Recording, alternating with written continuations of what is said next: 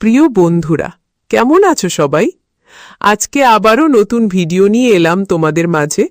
আশা করি ভিডিওটি অনেক ভালো লাগবে। তোমাদের কাছে অনুরোধ, ভিডিওটি শেষ পর্যন্ত দেখো। তাহলে এখন গল্পটি শুরু করি। আমার নাম শেপালি, আমার বয়স ৩৩ বছর। আমার ছেলের নাম সামিউল, ওর বয়স ১৭ বছর ৬ মাস।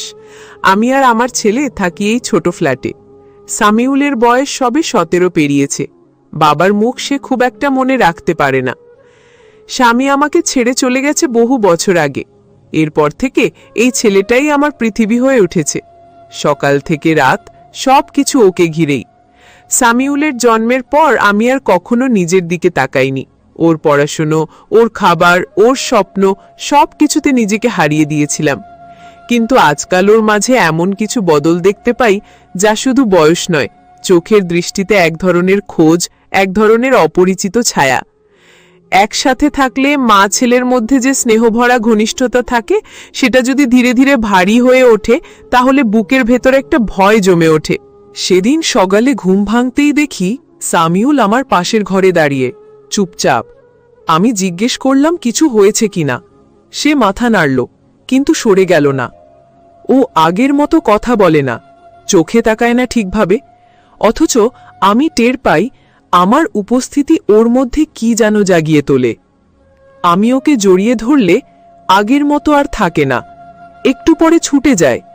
অথচ তার আগ মুহূর্তের চেহারায় কেমন যেন দ্বিধা আর আকর্ষণের ছায়া। মা হয়ে আমি এসব ভাবতে চাই না, ভাবলেও নিজেকে দোষ দিই।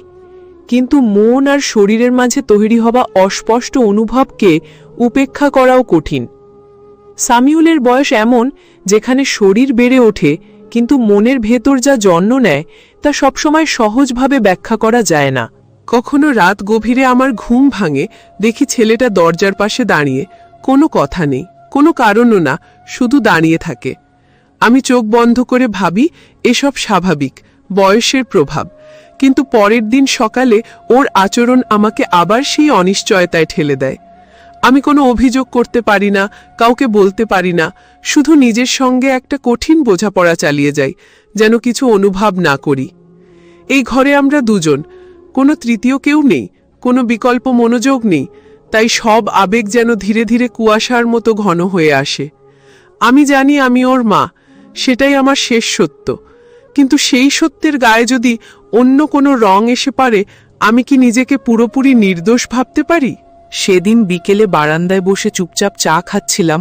হঠাৎ সামিউল এসে বলল, মা, তোকে একটা জায়গায় নিয়ে যাব, অনেক শান্ত, অনেক নিরালা।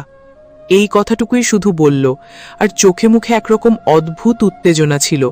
আমি একটু অবাক হয়ে বললাম, কোথায়? সে শুধু হেসে বলল, চমক দিচ্ছি, কিছু ভাবিস না। তার সে হাসি আমার বুকের ভেতর হালকা কাঁপন তুলল, যদিও আমি বুঝতে পারছিলাম না কেন। এরপর কয়েকদিন ধরে প্রতিদিনই সে খুব যত্ন নিচ্ছে আমার, এমনভাবে কথা বলছে যেন আমি তার মা নই, বরং তার অনেক প্রিয় কাউকে খুশি করতে চাইছে। এক সন্ধ্যায় হালকা বাতাসে আমার ওড়না একটু সরে গেলে সামিউলের দৃষ্টি যেভাবে আটকে গেল, আমি অনুভব করলাম কিছু একটা ঠিকঠাক নেই। আমি দ্রুত সরিয়ে নিলাম নিজেকে। রাতে খেতে বসেও বলল, তুই একটু বেশি সুন্দর হয়ে যাচ্ছিস মা। আমি হেসে এড়িয়ে গেলাম, কিন্তু ভিতরে ভিতরে কি যেন একটা টান পড়তে লাগলো নিজের মধ্যেই। আমি নিজেকে বোঝাতে লাগলাম, ও তো ছোট, হয়তো এমনি কিছু বলে ফেলেছে। কিন্তু যে চোখ আমি দেখেছি, সে চোখ আর শৈশবের ছিল না। আমি রাতে আয়নার সামনে নিজের চেহারার দিকে তাকিয়ে নিজেকে দেখতে চাইলাম না, যেন সেই চেনা ছায়ার মধ্যেও অচেনা ভয় লুকিয়ে আছে। পরদিন সকালে সে নিজে বাজার থেকে সবজি এনে দিল, বলল, আজ আর রান্না করিস না, তোর জন্য আমি করব। আমি অবাক হয়ে জিজ্ঞেস করলাম, তুই পারবি? সে বলল, মায়ের জন্য পারি না এমন কিছু নেই। এই কথার মধ্যে এমন এক ঘন ভালোবাসা ছিল, যেটা যেন আমার শ্বাস বন্ধ করে দিল এক মুহূর্তের জন্যে। আমি জানি না এই পরিবর্তন ভালো না খারাপ, কিন্তু বুঝতে পারছি আমার সামনে যে ছেলেটা দাঁড়িয়ে আছে, সে আর আগের মতো নেই। আমি অনুভব করছি আমাদের মাঝখানে একটা অদৃশ্য দেয়াল গড়ে উঠছে, অথবা ধীরে ধীরে ভেঙে যাচ্ছে। এখনো আমি নিশ্চিন্তে ঘুমোতে পারি না, কারণ সামিউলের কিছু দৃষ্টি আমার বুকের ভেতর অস্বস্তির আগুন ধরিয়ে দেয়। কেউ জানে না, কেউ টের পায় না, কিন্তু আমি একা একা বুঝে যাচ্ছি এই নিঃশব্দ সম্পর্কটা আর আগের মতো সরল নেই। ঘরের বাতাস কেমন ভারী লাগে আজকাল, দুপুরের খাদার শেষে শামিউল এসে আমার পায়ের পাশে বসে। একটা পুরনো ম্যাগাজিন নিয়ে পাতা উল্টাতে থাকে, অথচ চোখ নেই পাতায়। সবকিছু যেন একটা অজুহাত। আমি চুপ করে তাকে পর্যবেক্ষণ করি। সে একবার আমার দিকে তাকায়, আবার হঠাৎ অন্যদিকে মুখ ঘুরিয়ে নেয়। এমন নয় যে চোখে কিছু দোষের ছাপ আছে, বরং এক ধরনের গোপন ব্যস্ততা, যেটা বুঝিয়ে বলে না, অনুভবে এসে ধাক্কা মারে। আমি সরাসরি কিছু বলি না, তবে ভেতরে একটা চাপা অস্বস্তি জমে ওঠে। হঠাৎ করেই সে প্রশ্ন করে, মা, তুমিও কি কখনো একা একা অনুভব করো? আমি চমকে উঠি। এই প্রশ্ন আমার ছেলে কেন করছে? আমি উত্তর দিই না, শুধু বলি, খাবার খেয়েছিস ঠিক মতো? সে হালকা মাথা নেড়ে উঠে চলে যায়।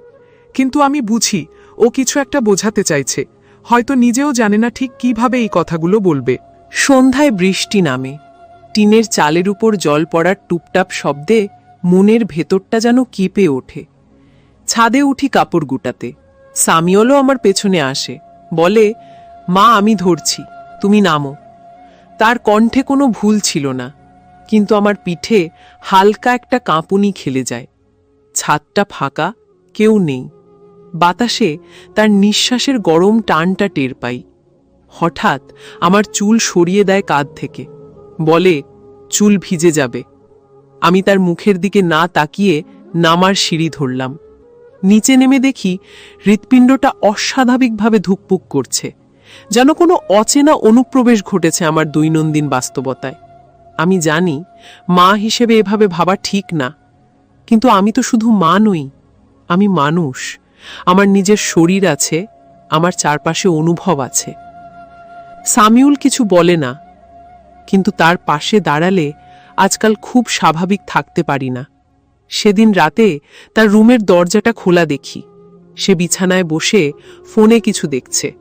আমি চুপচাপ তার দিকে একবার তাকিয়ে আবার ঘুরে যাই। সে কিছু বলে না, আমিও না, কিন্তু নীরবতা খুব তীক্ষ্ণ হয়ে উঠেছে, যেন শব্দের চেয়ে অনেক বেশি কিছু বলে ফেলছে। রাতের খাবার শেষে বাসাটা একেবারে নিস্তব্ধ হয়ে পড়ে। টিভি বন্ধ, সামিউল নিজের ঘরে, আমি নিজের বিছানায় চুপচাপ বসে আছি। হঠাৎ মনে হলো, ছেলের চোখে আজকাল এক ধরনের স্থিরতা আসে, যে স্থিরতা আমাকে ভাবিয়ে তোলে। ছোটবেলার মতো সে আর অবাধে কথা বলে না, তার চাহনি যেন কিছু লুকিয়ে রাখে। সে আজকাল আমার হাত ধরলে একটু বেশি সময় ধরে রাখে, যেন কিছু বোঝাতে চায়, কিন্তু শব্দ খুঁজে পায় না। আমি নিজেই দ্বিধায় পড়ে যাই, সত্যিই কি এসব কল্পনা, নাকি সত্যি কিছু বদলেছে আমাদের ভেতরে। একজন মা হিসেবে আমাকে শক্ত হতে হয়, কিন্তু একজন নারী হিসেবে মাঝে মধ্যে ভয় লাগে, যদি ভুল কিছু টের পাই, যদি যা ভাবছি সেটা সত্যি হয়। সেদিন রাতে হঠাৎ সামিউল আমার ঘরে আসে, বলে, মা, ঘুমাওনি? আমি ঘাড় নাড়ি। সে পাশে বসে পড়ে, বলে, আমার মাথাটা একটু কেমন জানি করছে, তোমার পাশে একটু বসি? আমি চেষ্টা করি স্বাভাবিক থাকতে, বলি, বেশ, বসো। কিন্তু আমার হৃদয়ের ভেতরটা ধরফর করে ওঠে। ও কিছুই করে না, কেবল আমার কাঁধে মাথা রেখে চোখ বন্ধ করে। কিন্তু সেই মুহূর্তটা, সেই নীরব ঘরের ভেতর আমার নিঃশ্বাস ভারী হয়ে ওঠে। এভাবে তো আগে কখনো হয়নি। আমি জানি সবকিছু ঠিক রাখার দায়িত্ব আমার, কিন্তু কখনো কখনো নীরবতার মধ্যেই প্রশ্ন জাগে, এটা কি শুধুই মায়ের প্রতি ভালোবাসা, নাকি কিছু অন্যরকম অনুভব? সেদিন সকালে চা নিয়ে বারান্দায় বসেছিলাম। সামিউল এসে পাশে চুপচাপ দাঁড়ায়, বলে, মা, তোমার চুলটা একটু ঠিক করে দিই? আমি অবাক হই তার দিকে তাকাই। ছোটবেলায়ও মাঝে মাঝে আমার চুল বেঁধে দিত, কিন্তু এখন সে অনেক বড়। আমি একটু ইতস্তত করি, তারপর বলি, ঠিক আছে। সে আলতো হাতে আমার চুল সরায়। আঙুলের ছোঁয়া যেন অদ্ভুত এক শিহরণ তোলে পিঠে। সে বলল, তুমি চুল খোলা রাখলে সুন্দর লাগে। আমি হঠাৎই বুঝে যাই, এসব সাধারণ কথা নয়, তার কণ্ঠে কিছু নরম, কিছু গাঢ়। আমি মুখ ঘুরিয়ে বলি, সামিউল, এসব বলিস কেন? ও হেসে ফেলে, তুমি আমার মা, তোমাকে ভালোবাসি বললেই তো হবে। আমি ঠোঁট কামড়ে চুপ করে থাকি।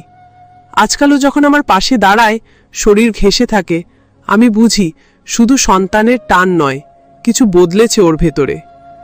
রাতে ঘুমোতে গেলে মনে হয় আমার ওপর এক অজানা ছায়া নেমে এসেছে, যেটা না চাইলেও ভাবনায় এসে পড়ে। আমি জানি ছেলের মনে এখন অনেক কিছু ঘুরছে, বয়সের দ্বিধা, আবেগ, টানাপড়েন। কিন্তু আমি মেয়ে নই, আমি মা। আমাকেই টান থেকে বের হতে হবে, ওকে সোজা পথ দেখাতে হবে। কিন্তু কিভাবে, যখন নিজের মনই অসহায় হয়ে পড়ে এমন স্পর্শে, তখন কোনো পথই সহজ থাকে না। সেদিন দুপুরবেলায় বাড়িটা একেবারে নিস্তব্ধ হয়ে গিয়েছিল।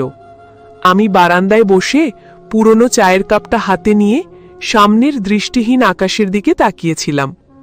হঠাৎ সামিউল এসে বলল, মা, বিকেলে একটু বের হব, তোমার সঙ্গে সময় কাটাতে ইচ্ছা করে। শুনে মনটা কেমন করে উঠল, আগে এমন করে বলেনি কখনো। তার কণ্ঠে এক ধরনের কোমল অনুরোধ ছিল, যেন আমাকে নিয়ে কোথাও হারিয়ে যেতে চায়, কোথাও নিশ্চুপ এক জগতে। আমি আস্তে করে জবাব দিলাম, ঠিক আছে, তবে কাছেই কোথাও যাই। বিকেলবেলা আমরা শহরের বাইরে এক পার্কে গেলাম। সামিউল আমার খুব কাছে এসে দাঁড়ালো। তার দৃষ্টি একরকম অদ্ভুতভাবে দীর্ঘ হয়ে যাচ্ছিল। সে কিছু বলছিল না, কিন্তু তার চোখে ছিল এমন এক আকাঙ্ক্ষা যেটা ভাষায় বোঝানো যায় না। আমি ভেতরে ভেতরে অস্বস্তি অনুভব করছিলাম, কিন্তু চুপ করে থাকলাম, যেন বুঝে ও না বোঝার অভিনয় করছি। সে ধীরে ধীরে হাত বাড়িয়ে আমার হাতটা ধরল। সাধারণ স্পর্শ, কিন্তু আমার সারা শরীর কেঁপে উঠল। নিজের ছেলের হাতেও একদিন এমন অস্বস্তি লাগবে ভাবিনি কখনো। আমি হালকা গলায় বললাম, চলো বাড়ি যাই, সন্ধে হয়ে আসছে। সে চুপচাপ আমার দিকে তাকিয়ে মাথা নেড়ে বলল, চলো। গাড়িতে ফেরার পথে কেউ কিছু বললাম না, কিন্তু দুজনার মাঝখানে একরকম অদৃশ্য দেয়াল যেন গড়ে উঠল। আমি জানালার বাইরে তাকিয়ে ভাবছিলাম, আমার সন্তান কি ধীরে ধীরে অন্যরকম এক অনুভবে হারিয়ে যাচ্ছে? আমি কি তা থামাতে পারবো, নাকি সবকিছু সময়ের হাতে ছেড়ে দিতে হবে? আমি বুঝতে পারছিলাম নিজের সঙ্গে যুদ্ধ এখনই শুরু হলো মাত্র। পরদিন সকালটা শুরু হয়েছিল নীরবতায়। সামিউল নাস্তা করতে বসেছিল। আমি টেবিলে চা রেখে তার মুখের দিকে তাকালাম। আমার ছেলেটার মুখে যেন এক ধরনের অদ্ভুত প্রশান্তি, কিন্তু সেই প্রশান্তির মধ্যে কিছু একটা যেন লুকানো। আমি কিছু বললাম না, কিন্তু মনে মনে প্রশ্ন করতে থাকলাম, গতকাল যা ঘটেছিল সেটা সে কিভাবে দেখছে। হঠাৎ সে বলল, মা, আজ তুমি খুব সুন্দর লাগছো। আমি থমকে গেলাম। ছেলের মুখ থেকে এমন কথা আগে কখনো শুনিনি। আমি হাসলাম না, কেবল চুপ করে বসে থাকলাম। সে আমার দিকে তাকিয়েই বলল, তোমাকে নিয়ে কথা বলতে আমার ভালো লাগে। আমি উঠে গিয়ে জানালার পাশে দাঁড়িয়ে রইলাম। নিজের মধ্যে এক ধরনের অপরাধ বোধ কাজ করতে লাগলো, যদিও আমি কিছু করিনি। দুপুরে ঘরে কাজ করছিলাম, তখন সে এসে বলল, তুমি ক্লান্ত হয়ে যাচ্ছ মা, একটু বসো না। আমি বললাম, এগুলো আমার অভ্যাস। সে বলল, তুমি শুধু মা না, তুমি একজন মানুষও, তোমারও বিশ্রাম দরকার। এই কথায় আমি কেঁপে উঠলাম, কারণ সে প্রথমবারের মতো আমাকে একজন নারী হিসেবেই ভাবছে। তার কথার ভেতরে এখন স্পষ্ট করে অনুভব করতে পারি একরকম আকর্ষণের ছায়া। আমার বুক ধকধক করতে লাগলো, কিন্তু নিজেকে স্বাভাবিক রাখার চেষ্টা করলাম। রাতের বেলা শুতে যাবার আগে সে দরজার সামনে দাঁড়িয়ে বলল, ঘুমিয়ে যেও না মা, তোমার সঙ্গে একটু কথা বলতে ইচ্ছে করছে। আমি বললাম, আজ নয়, আমি খুব ক্লান্ত। সে আস্তে আস্তে চলে গেল, কিন্তু তার চলে যাওয়ার ভঙ্গিতে ছিল একরকম অভিমান। আমি জানি না এই সম্পর্কটা কোন দিকে এগোচ্ছে, কিন্তু আমার ভিতরটা ক্রমেই ভারী হয়ে যাচ্ছে। আমি যেন আর নিজেকে চিনতে পারছি না। আজ সকাল থেকেই সামিউলের আচরণে একরকম চুপচাপ ভাব, অথচ তার চোখে ছিল অদ্ভুত রকমের তীক্ষ্ণতা। নাস্তা শেষে সে বসে বলল, মা, তুমি কি কখনো ভেবেছ, তুমি যদি আমার মা না হতে, তাহলে আমাদের সম্পর্কটা কেমন হতো? আমি থমকে গেলাম। এমন প্রশ্ন আমি কোনোদিন কল্পনাও করিনি। চায়ের কাপটা ঠোঁটে তুলেও পারলাম না চুমুক দিতে। বললাম, এই সব কথা কেন বলছো? সে বলল, ভাবছিলাম কেবল, তুমি তো এত সুন্দর, এত যত্নশীলা, তোমার পাশে থাকলেই শান্তি লাগে। আমার বুক ধকধক করতে লাগলো, কিন্তু নিজেকে শক্ত করে বললাম, আমি তো তোমার মা, এই সম্পর্কের বাইরেও তো কিছু ভাবা চলে না। সে ম্লান হাসল, কিন্তু চেয়ারে বসে আমার দিকে তাকিয়ে থাকলো, যেন চোখ দিয়ে কিছু বলতে চাইছে। আমি সেদিন সারাদিন বাসার কাজ করলাম, মনটা ছিল অস্থির। বিকেলে সে আমার পাশে এসে বসে বলল, তুমি ক্লান্ত লাগছো মা, একটু মাথা টিপে দেই? আমি ধাক্কা দিয়ে উঠে গেলাম, বললাম, না, লাগবে না। সে কিছুক্ষণ চুপ করে বসে থেকে চলে গেল নিজের ঘরে। রাতে খেতে বসে আমি চেষ্টা করলাম স্বাভাবিকভাবে কথা বলতে, কিন্তু সে প্রায় কিছুই বলল না, কেবল আমার দিকে তাকিয়ে থেকে ছোট ছোট নিঃশ্বাস ফেলল। খাবার শেষে বলল, তোমার পাশে বসলে আমার খুব ভালো লাগে মা, জানো। আমি চুপ করে রইলাম, কোনো উত্তর দিতে পারলাম না। আমার গলা শুকিয়ে গেল, আর ভিতরে ভিতরে এক ধরনের ভয়ের অনুভব জমে উঠল। সে কি বলছে, কেন বলছে, আমি কিছুই বুঝতে পারছি না। সকালটা শুরুই হলো চাপা অস্বস্তি নিয়ে। সামিউল নাস্তার টেবিলে চুপচাপ বসেছিল, তার চোখে ছিল ঘুম জড়ানো ক্লান্তি, কিন্তু তাতে এক ধরনের গভীর দৃষ্টি লুকানো। আমি চুপচাপ চা ঢালছিলাম, হঠাৎ বলল, মা, আজ তোমার সঙ্গে একটু একা সময় কাটাতে চাই, কেমন? আমি একটু থেমে তাকালাম তার দিকে, বললাম, কি নিয়ে কথা বলতে চাও? সে বলল, শুধু তোমার পাশে বসে থাকতে ইচ্ছে করে, কোনো কথা নয়, শুধু তুমি আর আমি। কথাটা শুনে আমার বুকটা ধক করে উঠল, কিন্তু মুখে কিছু বললাম না। দুপুরে আমি ঘরের কাজ করছিলাম, সে এসে পাশে দাঁড়ালো, বলল, মা, তোমার গায়ে কেমন সুন্দর একটা গন্ধ থাকে জানো। আমি থমকে গেলাম। ওর কণ্ঠটা ছিল শান্ত, কিন্তু তাতে চাপা উত্তাপ। আমি বললাম, তুমি এসব কি বলছো সামিউল? এসব তো কোনো ছেলে তার মাকে বলে না। সে হাসল, মাথা নিচু করে বলল, তুমি শুধু মা না, তুমি একজন নারীও তো। আমার শরীরের প্রতিটি লোম দাঁড়িয়ে গেল। আমি সোজা হয়ে দাঁড়িয়ে বললাম, তোমার এইসব ভাবনা একদম ঠিক না। আমি তোমার মা, এই সম্পর্ক কখনো ভাঙার না। সে কিছু না বলে চুপ করে নিজের ঘরে চলে গেল। বিকেলে সে আমার দিকে তাকিয়ে একটা দীর্ঘ নিঃশ্বাস ফেলল আর বলল, তুমি কি একটুও বুঝতে পারো না আমি কেমন কষ্টে আছি? আমি চোখ নামিয়ে রাখলাম। বুঝি, তবু না বোঝার অভিনয় করলাম। রাতের বেলা আমার ঘরের দরজা বন্ধ করে আমি নিজেকে শক্ত করলাম।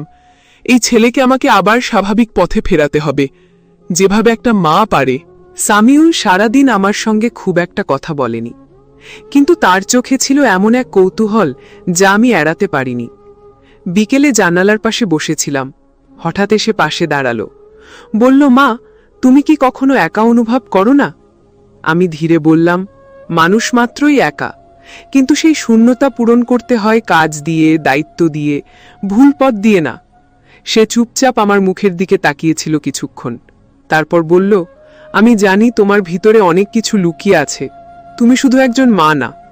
আমি একটু রাগী গলায় বললাম, তুমি কেন বারবার এই কথাগুলো বলছো? এইসব ভাবনা তোমার বয়সের সঙ্গে যায় না। সে মাথা নিচু করে বলল, তুমি বোঝো না মা, আমি চেষ্টা করি সব ভুলে যেতে, কিন্তু পারি না। তোমার পাশে এলেই যেন সব গলে যায়। আমি বুঝলাম, এই ছেলের ভেতরে যে সংকট তৈরি হয়েছে সেটা আর ছোট করে দেখার সময় নেই।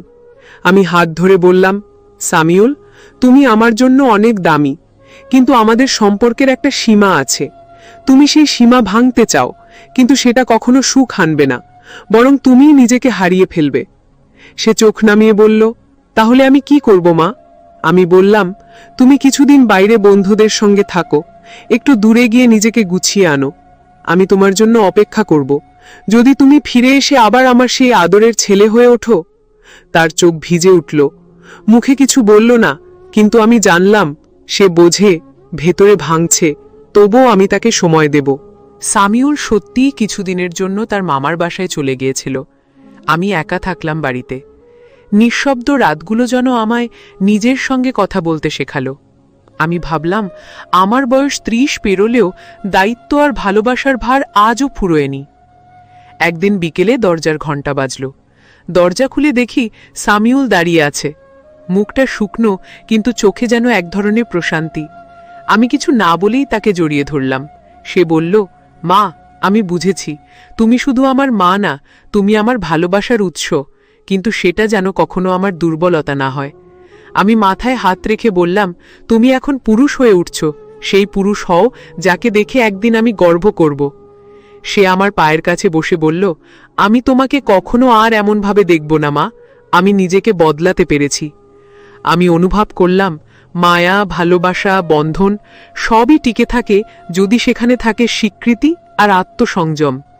আমাদের দুজনের ভেতরে নতুন এক বোঝাপড়ার জন্ম হলো সেদিন। সম্পর্কটা আরও গভীর হলো, তবে অন্য রূপে, অন্য স্বরে। মা আর ছেলের মাঝে যে দেয়াল আমি দাঁড় করিয়েছিলাম সেটাই আজ তাকে রক্ষা করেছে, আমাকে শান্তি দিয়েছে।